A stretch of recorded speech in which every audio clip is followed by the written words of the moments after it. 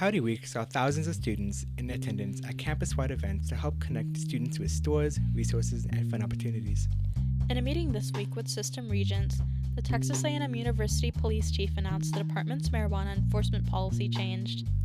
Many Aggies aren't worried about student loan payments and interest resuming September 1st. I'm Ana Renfroe. And I'm Nicholas Gutteridge. And welcome back to the Batt Signal. Starting August 17th, Howdy Week welcomed students to Texas A&M with informationals, giveaways, and new openings, including an ice cream carnival and the debut of a, quote, champion station at the Memorial Student Complex, Barnes & Noble. The August 18th carnival hosted over 25 booths and thousands of students, according to Communications Manager for Student Life, Maria Patrick. She said the ice cream carnival is a resource fair intended for students, so they get to know all about the resources and activities that are available on campus. We have all sorts of free items as well as giveaways here at the end for students to come enjoy, get free ice cream, cool off in the shade, as well as collect some good resources that might help them. Patrick said she thought the event was a success. Many of the resource tables were for the various offices and departments available for students, such as the Office of Sustainability. Kelly Wellman, the director of the office, said, "At our table today, we have a couple of activities. One is educational, so that you can spin the wheel, get a number, and answer a trivia question to learn more about A&M and other great things we're offering."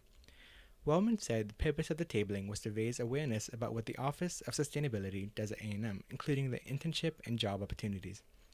Technology Management Senior Nathan Armour worked at multiple tents, including a station giving ice cream to students. He said, "I'm just happy to serve the people, The main goal is to make students feel welcome at A&M, to tell them we're a family here, that we care for them, and that we want the best for them. We're here to support them throughout their entire academic journey."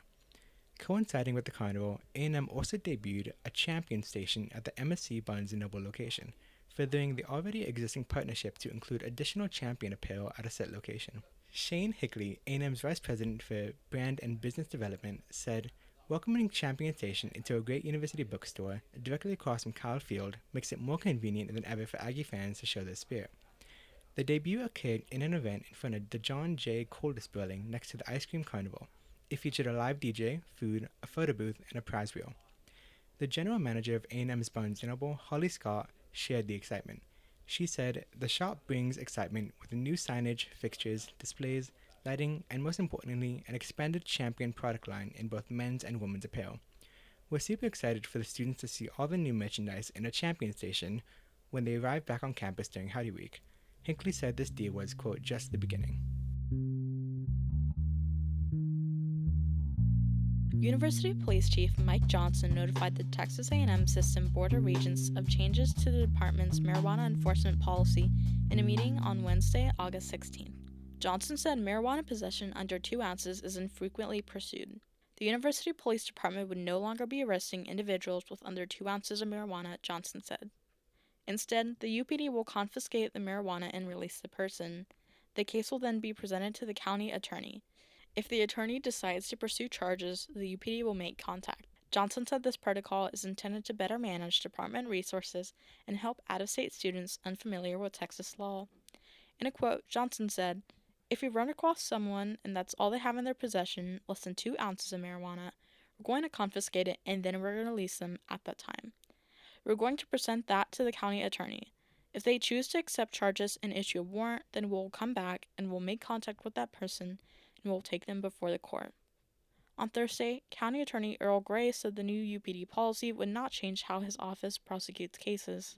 During the same meeting, Vice Chancellor for Strategic Initiatives Greg Hartman requested a 15% budget increase for the 2024 fiscal year.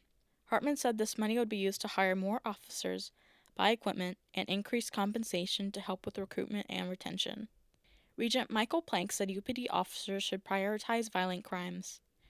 Regent Jay Graham said the College Station Police Department was targeting students.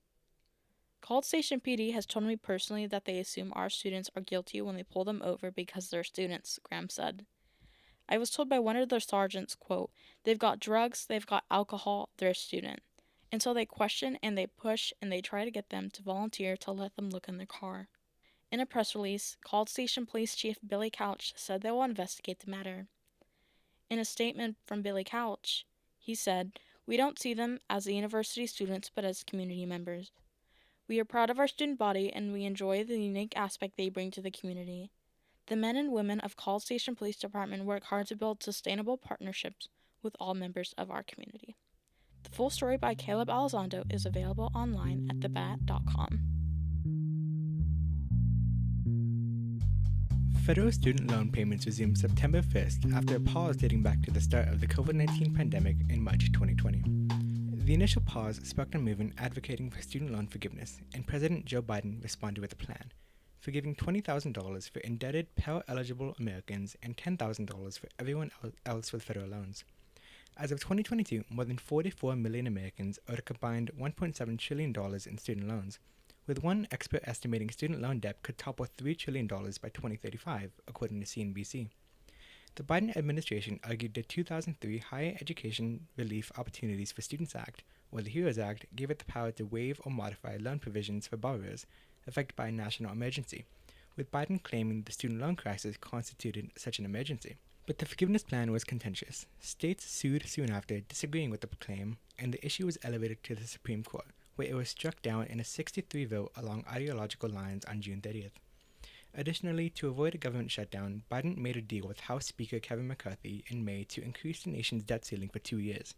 There, McCarthy pushed for payments to resume, resulting in the Biden administration losing the ability to extend the pause.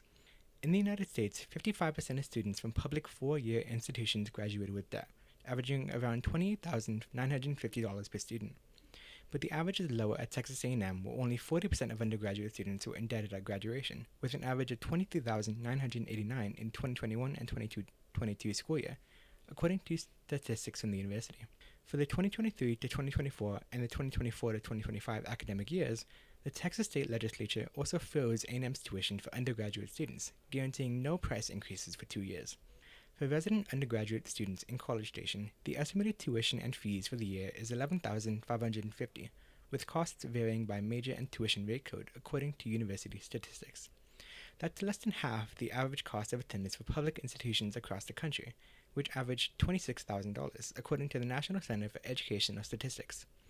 From 2008 to 2018, the average tuition at 4-year public universities in all 50 states also increased by 37%. After adjusting for inflation, 41 of those states spent less per student after 10 years, with Texas spending $2,149 less per student in 2018 than it did in 2008.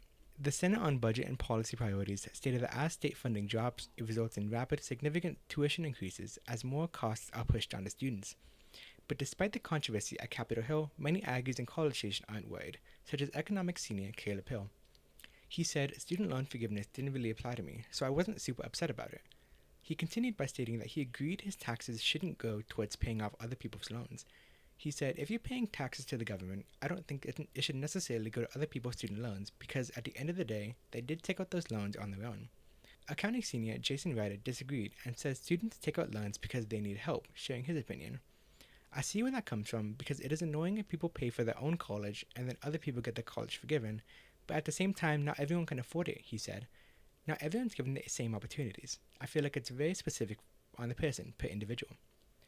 Sociology freshman Emma Slauson concurred, stating she'd support a future forgiveness plan if it were ever reintroduced. "I think that people who need loans need those loans," she said.